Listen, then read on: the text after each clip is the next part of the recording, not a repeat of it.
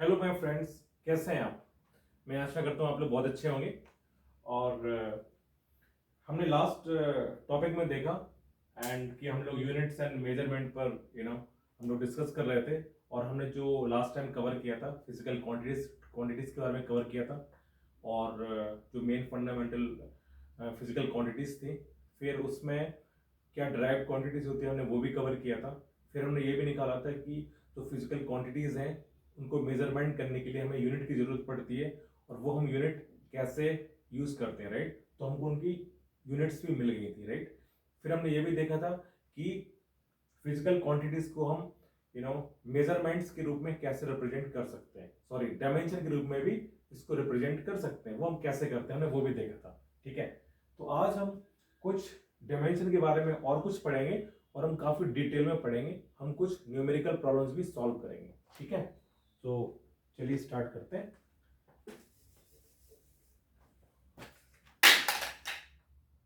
Okay, सो हमने last time देखा था कि भाई जैसे जो हमारा स्पीड होता है, ठीक है, स्पीड स्पीड का फॉर्मूला क्या होता है हमारा, ये था हमारा velocity, sorry distance upon time, ये फॉर्मूला था।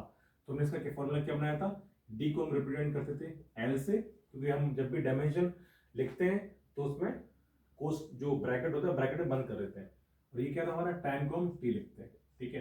तो ये हमारा हो गया था क्या, एल टी माइनस वन। फिर हमने देखा था एक्सेलरेशन, देखा था हमने ए का फॉर्मूला क्या होता, change in velocity upon time, ठीक है। सो वी बाई टी होता है, वी का हमने निकाल लिया। वी और वेलोसिटी और स्पीड एक ही चीज है, ठीक है। ओनली डिफरेंस इज स्पीड हमारा स्केलर क्वांटिटी है और वेक्टर हमारा एक वेलोसिटी हमारा वेक्टर क्वांटिटी है। तो ये कितना हो गया, L T minus one upon time, ठीक है। तो ये हो गया था हमारा L T minus to. Okay, now similarly हमारा फोर्स होता है, फोर्स का हो जाएगा हमारा क्या, एम इंटू ए। तो ये बन जाएगा हमारा क्या, M L T minus two. ए हमारा ऑलरेडी है, ठीक है। नाउ काइनेटिक एनर्जी क्या होता है, इसका होता है one upon two M V square, formula होता है। तो ये बन जाएगा, सिंस ये कांस्टेंट है, ठीक है, तो कांस्टेंट को हम लोग कभी कंसिडर नहीं करते हैं, ठीक है। जो कोई भी कांस्टेंट होता है उसका डायमेंशन नहीं होता है, all the constant values are dimension लेस। सो इसको हम कंसिडर नहीं करेंगे। क्या आएगा हमारा, M V square, right. So ये एम का हमारा ये हो जाएगा, और वी स्क्वायर कितना होगा, ये वाला है, तो हो जाएगा एल टी माइनस वन का स्क्वायर। क्या बन गया हमारा, एम एल स्क्वायर और टी माइनस टू।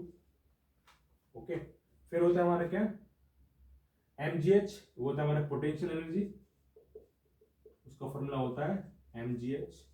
इसका भी ये हो जाएगा क्या, एम ए हमारा एक्सेलरेशन है, ठीक है।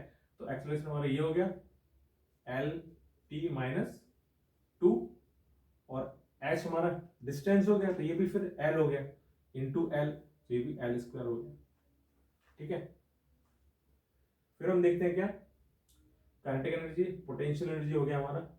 फिर हम देखते हैं वर्क, वर्क क्या होता है, एफ इंटू डिस्प्लेसमेंट। एफ क्या होता है,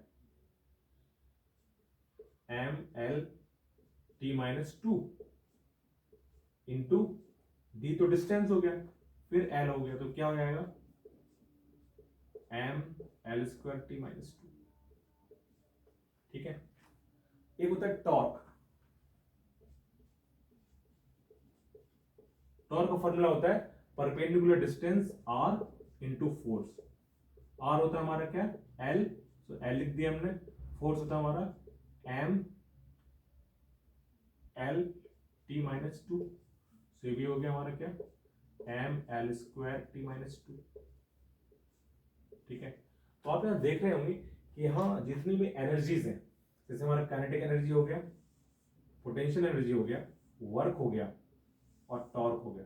torque is not the energy, okay, ठीक है। तो जितनी भी एनर्जीज होती है उनका डायमेंशन फॉर्मूला हमेशा सेम रहता है। वर्ल्ड में कितनी भी आपकी एनर्जीज है, कितनी तरह की एनर्जीज है, उनका जो डायमेंशन फॉर्मूला आएगा that will always be the same, ठीक है।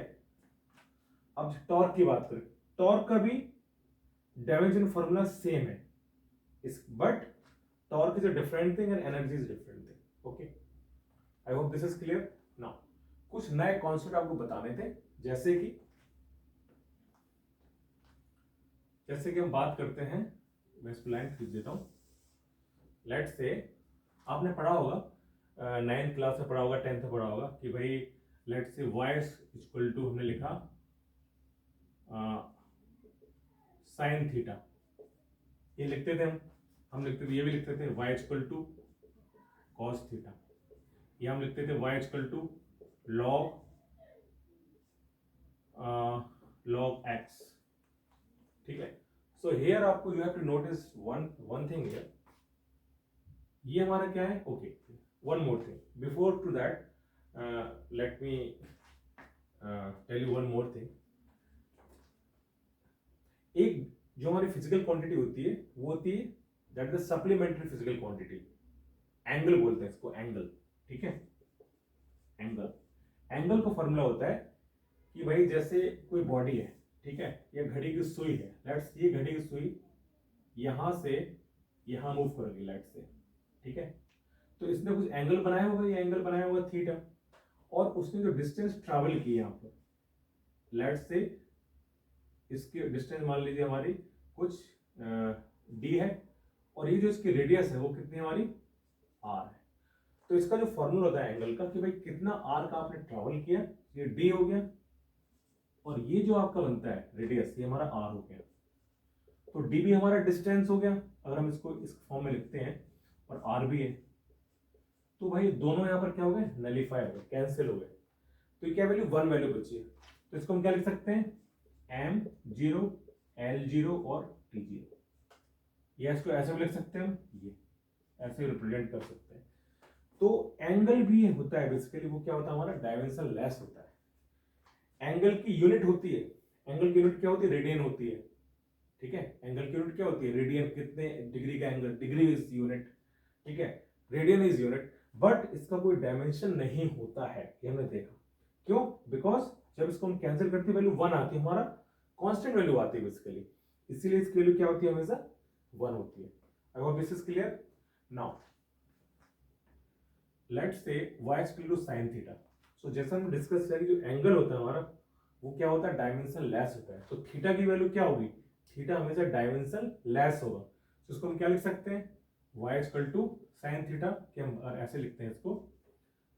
तो sin थीटा क्या हो जाएगा, थीटा मतलब ये जो वैल्यू है बेसिकली, ये वाली जो वैल्यू है हमारी, ये क्या हो जाएगी हमारी, डायमेंशन लेस है। तो इसको हम लिख सकते हैं कि भाई अगर हम डायमेंशन निकालें इसका थीटा का, तो ये क्या होगा हमारा, ये होगा हमारा m0 l0 और t0, क्योंकि ये डायमेंशन लेस क्वांटिटी है। करेक्ट।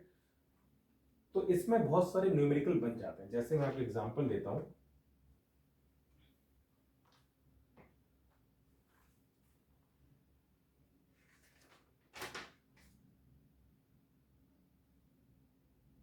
ओके, जैसे कोई मेरा जैसे एक इक्वेशन है मेरे पास, y equal to sine A X, ये किसी ने मुझे इक्वेशन दिया और उसने बताया कि where x is a distance, ठीक है, then find the value of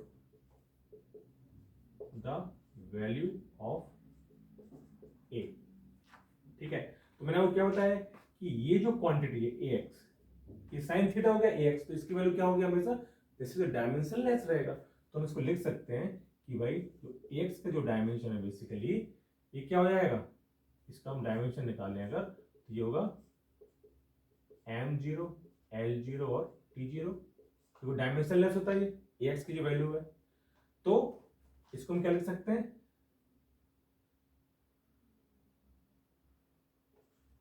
ए, और ये क्या हो गया हमारा एल हो जाएगा, एक्स की वैल्यू उसने डिस्टेंस है तो एल हो जाएगा, और ये क्या हो जाएगा हमारा वन हो जाएगा, क्योंकि इसकी वैल्यू वन आएगी। करेक्ट। सो ए की वैल्यू निकालो तो ए की वैल्यू क्या हो जाएगी यहाँ पर, ए की वैल्यू हो जाएगी यहाँ पर 1/L, मतलब क्या हो जाएगा L - 1। तो अगर कोई पूछता है कि भाई ए का डायमेंशन क्या है, तो आप बड़े आराम से बता दोगे कि सर ए का डायमेंशन मेरा L - 1 है। तो इस तरह के न्यूमेरिकल आ सकते हैं, ठीक है। लेट्स से एक एग्जांपल और देखते हैं यहाँ पर। जैसे मेरा कोई दूसरा एग्जांपल है, let's say y equal to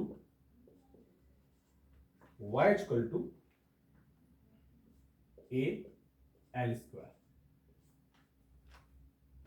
ठीक है। तो मैंने आपको बताया कि कोई वैल्यू जो लॉग भी होती है, जैसे मैंने लिखा ना लॉग एक्स, लॉग के अंदर भी जो वैल्यू होती है वो भी क्या होती है, कांस्टेंट होती है, ठीक है। तो यहाँ पर आप ऐसे लिख सकते हो कि अगर y इक्वल टू हमारा log x, लिखा वर्ड लिखा हुआ है, तो ये भी है, तो ये भी क्या होगी, कांस्टेंट वैल्यू होगी। इसका मतलब ये हो गया कि जो a L स्क्वायर का जो डायमेंशन होगा वो क्या होगा, इसकी वैल्यू क्या होगी, 1 होगी। क्यों, क्योंकि ये जो क्वांटिटी है ये क्या होगी, डायमेंशन लेस होगी बेसिकली, ठीक है। और L अगर हमारी लेंथ है यहाँ पर, तो a का डायमेंशन क्या हो जाएगा यहाँ पर 1/L स्क्वायर, मतलब क्या हो जाएगा L - 2। तो ये इसका क्या हो जाएगा, डायमेंशन फॉर्मूला निकल आया है। तो ऐसे क्वेश्चन आते हैं भाई आप कैसे इसका डायमेंशन फॉर्मूला निकालोगे। I hope this is clear to you guys कि भाई क्या कॉन्सेप्ट है इसका। एक रूल और है, वेरी इंपॉर्टेंट रूल।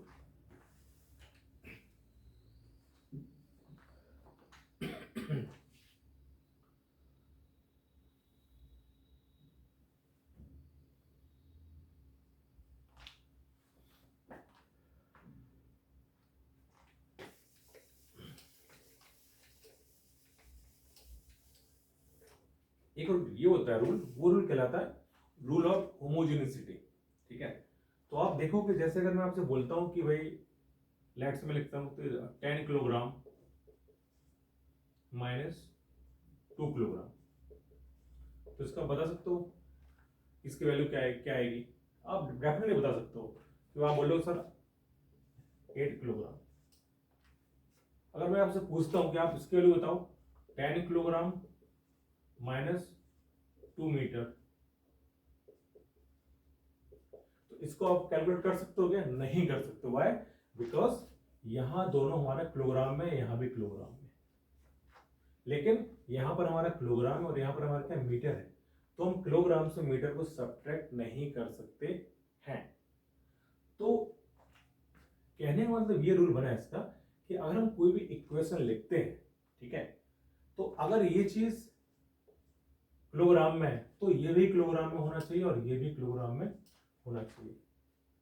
अगर हम लिखते हैं कि लेट से हमारा इक्वेशन है c इक्वल टू ए, ये हम इक्वेशन लिखते हैं a plus b equal to c,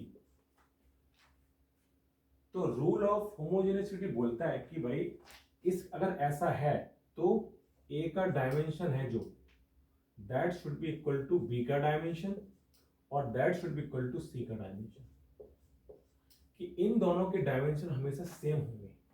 ये रूल है बेसिकली, ठीक है ना, कि अगर आप a प्लस बी टू सी करते हो तो जो a का डायमेंशन है और b का डायमेंशन या c का सेम होना चाहिए। जैसे हमने देखा ना कि हम तभी घटा पा रहे थे इसको जब तीनों का डायमेंशन सेम है हमारा, तभी आया ना। ये देखो जब दोनों का डायमेंशन सेम आया तभी हमारा क्या, हम इसको माइनस कर लिए and then only it came kilogram. So this is the rule basically, you have to remember, ठीक है।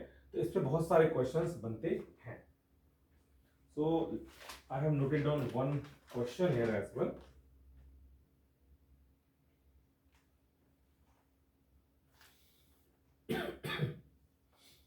Okay, so this is one of rule. एक हम और करते हैं, एक न्यूमेरिकल और करते हैं। Let's say y equal to है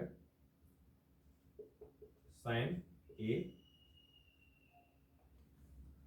x cube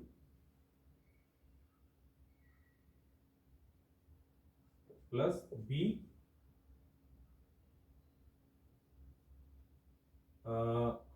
l cube. Let's say मेरा इक्वेशन लिखा हुआ है, ठीक है। तो where x is a distance, इसको भी आप x लिख लो, ठीक है। Find the value of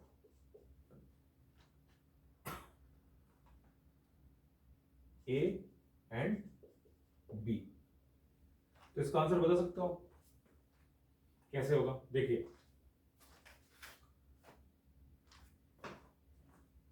y equal to sine of this, तो ये जो वैल्यू है बेसिकली ये वाली value,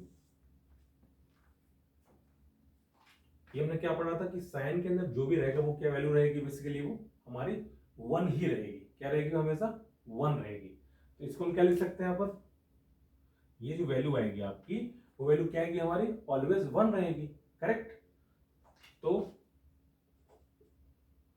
A X cube plus B X cube equal to, इसकी वैल्यू क्या आना चाहिए, 1 आना चाहिए। करेक्ट? क्यों? हमने पढ़ा था कि भाई ये जो वैल्यू है बेसिकली, ये जो वैल्यू है ये क्या है, एंगल हुआ। एंगल क्या होता है, डायमेंशन लेस होता है। तो इसका मतलब ये होगा ये जो वैल्यू है A X cube plus B X cube equal to क्या होगा, m0 l0 और t0, ये हुआ ना। लेकिन ये तो 1 ही हुआ ना, दिस इज 1, सो हमने लिख दिया 1।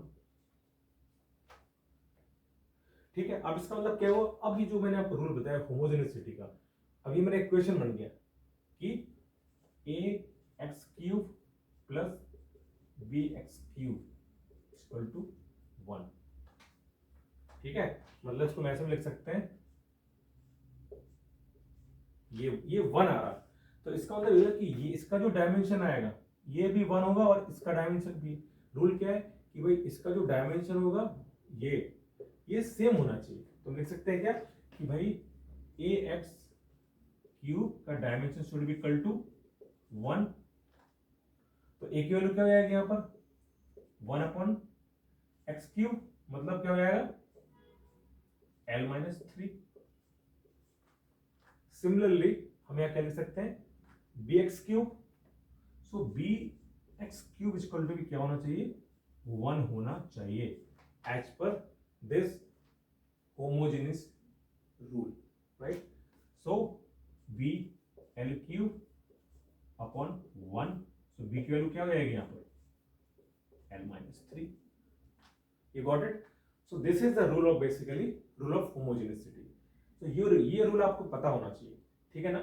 एक तो आपको कांस्टेंट का रूल पता होना चाहिए, एक आपको होमोजेनिसिटी का रूल पता होना चाहिए, कैसे अप्लाई करते हैं। I hope this is clear to you guys. ठीक है?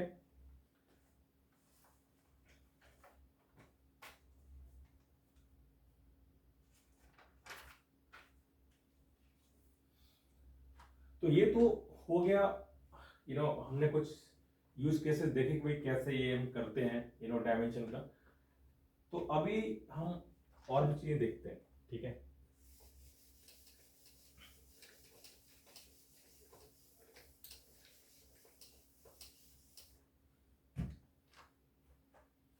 तो हमने बताया कि इसकी एप्लीकेशन क्या होते हैं, एप्लीकेशंस ऑफ डायमेंशंस। क्यों हम पढ़ रहे थे डायमेंशन, हमने इसके क्या यूज केस है, क्या एप्लीकेशंस है। तो पहले तो भाई यही होता है कि अगर पहला होता है इसका कि भाई to validate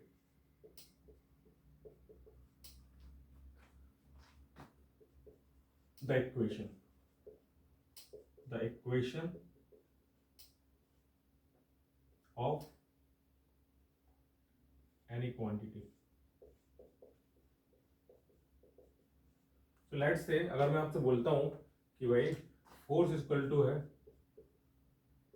mv² upon l², तो ये बोलता है क्या हम इसको, अगर ये बोलता है कि हमने इक्वेशन बनाया है f equal to mv² upon l², तो क्या ये इक्वेशन सही है? तो इसको हम चेक कर सकते हैं। बोलिए कैसे? इसको हम बोलते हैं LHS और इसको बोलते हैं RHS, मतलब लेफ्ट हैंड साइड और ये f की वैल्यू में निकाली थी यहाँ पर। इसका डायमेंशन क्या था हमारा, ये था क्या, m l t-2, ये आया था इसका। इसका निकाल लेते हैं RHS का, m, ठीक है। v का मतलब क्या होता है, ये मतलब होता है ये हमारा L T minus one, so L T minus one का स्क्वायर और एल स्क्वायर, सो क्या हो गया हमारा M L square T minus two upon L square.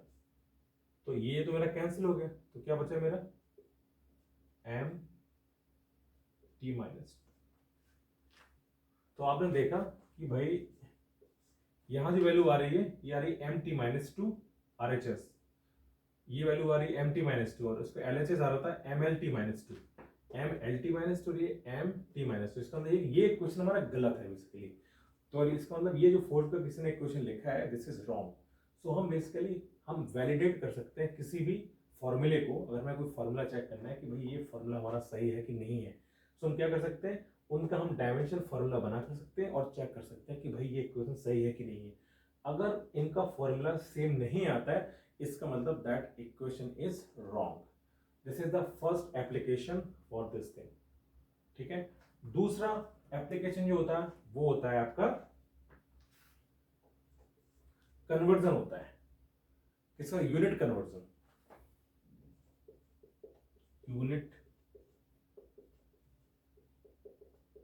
Unit conversion भी हम इसमें करते हैं, ठीक है। यूनिट कन्वर्जन ऐसा है कि भाई जैसे जो हमारा एम के सिस्टम है, ठीक है, तो M K S to C G S. तो एम के एस में क्या होता है, ये मीटर होता है, मीटर किलोग्राम सेकेंड्स, ठीक है। और सीरीज में क्या होता है ये हमारा सेंटीमीटर ग्राम एंड सेकेंड। तो इसके लिए हम यूज कर लेते हैं, इसका ये भी एक यूज केस है, ठीक है। थर्ड यूज केस जो इसका बनता है बेसिकली, वो मैंने आपको भी बताया कि